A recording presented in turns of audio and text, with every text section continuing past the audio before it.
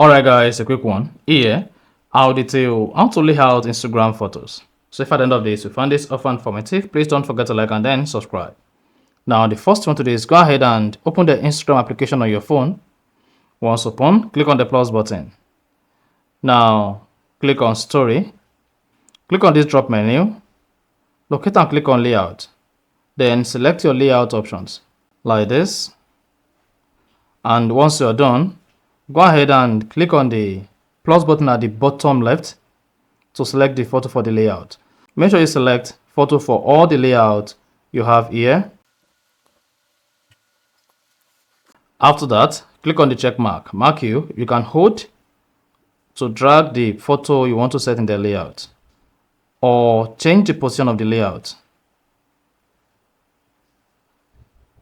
like this. Once you're done, click on the check mark. Then you should have the layout like this. Now go ahead and post this to your Instagram story and then you are good. So that is exactly how to lay out Instagram photos. If you found this offer informative, please don't forget to like and then subscribe.